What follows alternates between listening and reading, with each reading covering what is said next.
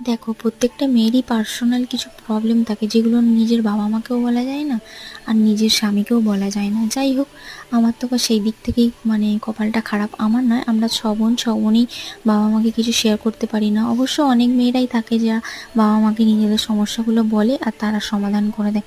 সেদিক থেকে দেখতে গেলে আমি এবং আমরা ছ বোন, ছ বোনের কেউ সেদিক থেকে কোনোই রকমই সুবিধা পায় না, কারণ আমার বাবা মার বয়স হয়ে গেছে। তাই সব বিষয়ে আমরা তাদেরকে টানি না বা সব বিষয়ে তাদেরকে জানাই না।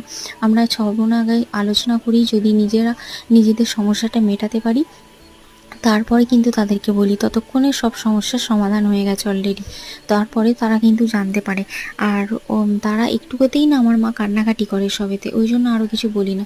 যেমন ধরো, পরশুদিন আমার একটু মাথা ব্যথা হচ্ছিল, আমি চুপচাপ শুয়েছিলাম, আর সেই সময় মা ফোন করেছিল। আমি বললাম কি মাথার যন্ত্রণা হচ্ছে, ব্যাস সেইটা নিয়ে এখন চিন্তা, কান্নাকাটি, খাওয়া দাওয়া বন্ধ। সেই জন্যই না আমরা